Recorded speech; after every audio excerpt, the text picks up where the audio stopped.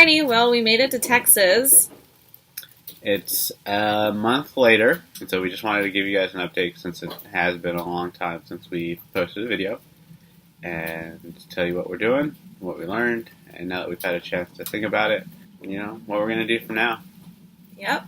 I guess we'll kind of go over the good and the bad and the ugly and the beautiful. We really enjoyed the trip. There was only one instance where we were nervous, I guess. It was about 2 days worth of being nervous. So. Yeah. Other than that, it was smooth. Mm-hmm. Took 40 days. So we know God's doing something cool just with the 40 days and the 40 nights. We don't know what it is yet. What our purpose is going to be. A coincidence too. Mm-hmm. One of the things that was annoying, necessary, but kind of annoying with the trip is how much you had to plan. But you can't plan too far ahead. You can only plan a couple of days ahead because the weather just always changes. But you also have to be constantly planning every couple of hours to see, if you're still on the right path, if your weather's still looking good, how your wind's blowing. And so there's just so much planning, and we are excited to land somewhere just so then we didn't have to plan anymore. Yeah. That was tough. Yeah. I think we did a good job, considering that was the biggest trip that we've ever done, and I had no sailing experience before then, really. We really liked the ICW. That was a huge thing. We learned on the trip.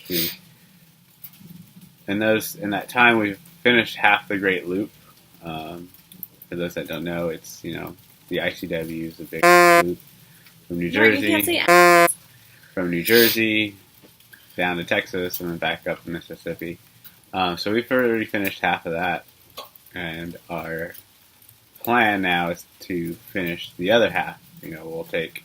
Planning in the next 10 years. Not soon, but, we'll sell the sailboat, and then we'll probably end up getting a trawler to take up the Mississippi. We had more of the motorboatist mindset, so we think that would be better motorboating and kind of following along coastal routes instead of offshore sailing. But we also didn't have time to just enjoy sailing, where if we were offshore and we didn't have any wind, that would be fine, and we just sit there. But we did like getting from point A to point B, and we really enjoyed being at shore and just enjoying the company of other people, of the other boaters, and being at port, seeing new areas. So we did enjoy that aspect of the boating more. I think, we enjoyed sailing, but because we are on a time schedule, I had to be back for a job, it made sailing a lot more difficult. Mm-hmm. And Martin mentioned the boating community. We really had a great time with the boating community. They're so open and welcoming. It's really easy to meet people because you're all, going towards the same destination for the most part in the ICW. And you're excited to share stories and hear about their experience and learn from them. And they're excited to learn from you too. And that's one of the funny things about landing in our final destination is that now people are asking us our experience, like we're experienced sailors.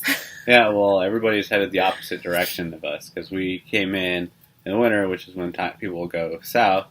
So everybody's trying to, figure out what our experience was through the Gulf of Mexico because they're on their way to the Bahamas or somewhere. But yeah, so it's weird being like, oh, we've done it, and people asking us for advice and stuff and how we did it.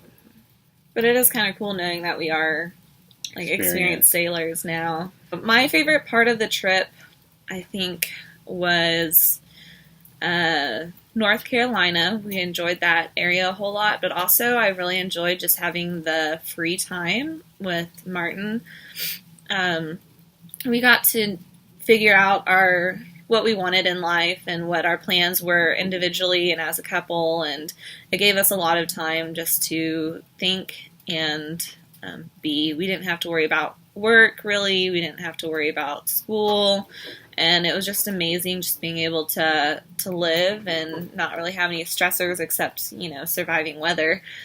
But I think that was my favorite part. I was going to say the same, either North Carolina or just the start of Florida. North Carolina was a beautiful area to sail around and be in the ICW. It was a slower pace, Even though it took us like 2 weeks to get through, from Virginia down to North Carolina, that whole portion of the trip just was easy, slow. It was a lot of fun. I also like Florida too, especially when we were on the ICW, going through St. Augustine and just that area. The northeast really nice. Part of Florida was really nice. It was a lot of fun just to be us two. What about your least favorite part? Planning and then having the confidence to decide, all right, today's going to be the day we leave. And that's the hardest part is, if you haven't done it or if you're not in a routine of doing it, just having confidence in yourself to decide when the right time is to leave is just one of those things, right? Today looked pretty good, let's go. Mm-hmm. So that was hard. Yeah. I think also my least favorite part was how dirty we would get because we wouldn't shower when we were out on sea. And it's not terrible, but by the end you do feel really disgusting. And you also don't really feel able to really cook a whole lot necessarily with some of the weather conditions that we had. So whenever weather was really nice, it was easy, we'd cook. It wasn't a big deal. But whenever it was, 3 feet or more of waves, would you say, we wanted something we could just throw in the oven or cereal that we could eat or something. Yes. Just so we didn't have to actually do anything to do. We skipped a lot of meals too because we just was like, we're not hungry, we're not doing anything, we're not, it just wasn't hungry. We learned several lessons along the way. One was what Martin was talking about where we had to find the confidence to say, like, this is a good day to go, and then, know that we were making the right decision. And also, during the bad weather, we kind of learned that sometimes you just got to push through the hard times and that sometimes the decisions you make things worse. And so we were trying to go into this little cove to get protection, but the bad weather didn't cease. We didn't get any protection from the land. And then we were further from the point that we were wanting to get to, and it just made things kind of worse. So sometimes you just got to have the confidence to stick to your decisions and know that, it'll end sometime. The bad weather will end. And also, it's just having confidence in your equipment, in your boat. This is the first trip we've taken with our boat, and so, I wasn't sure how it would handle, what was going to break. And so, just knowing that your boat really is going to survive, no matter how rough it gets, your boat's going to survive.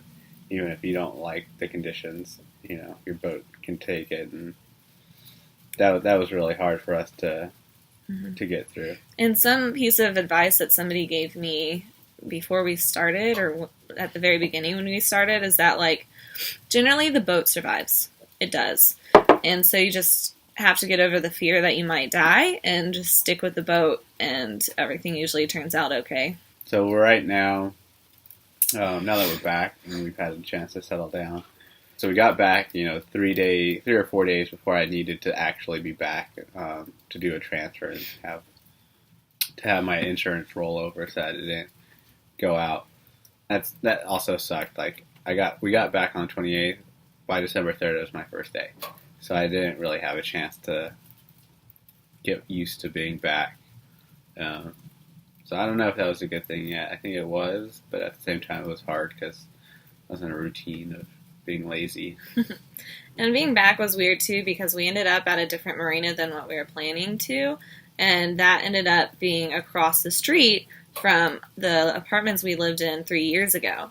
And it was almost like a dream whenever we got back because we were like, did anything even happen? Did we really go to New Jersey? Did we really do the sail trip? Yeah, it was also weird because we brought her home with us. And so waking up every day in Texas was strange because you were expecting to be in New Jersey because that's for the last year and a half, that's where you've been waking up. And so it's been really weird because your house is the same, but once you walk out the door, it's really different. So that was odd to get used to. And the primary purpose was be back with family, but Texas is essentially supposed to be warmer. It's snowed twice since we've been back. It's hailing right at this moment, which is why the computer is shaking occasionally. Yeah, there's hail coming down, and it's super cold. Well, it's only 33, but it's cold. And I think it's ironic that we moved down here to get back to the warm weather, and it's snowed twice. But I will say, last week when that bomb cyclone was up in New Jersey, I'm glad I did not live up there on a boat, because I would not have survived on a boat in minus 20 degree weather. At least I would have been able to, but yeah, so it has been very funny that we've gone back and it snowed twice, which is the most it's ever snowed in Texas in the same season. And supposedly this is the third time. I only remember 2, but yeah, it is interesting. This isn't the end for us, even though our trip has ended. We are, still have many plans with boats ahead of us, but for the very near future, I'm going to be doing a vlog still, and it's going to be called Ask a Liveaboard, where every time you tell somebody that you live on a boat, you get the same questions. And so my goal is to answer those in kind of a comedic way, and almost make it accessible to people, as an option that you can't live on a boat, or if people are just interested in how that lifestyle works, or just as a way for boaters to enjoy, laughing at some of the questions that we get.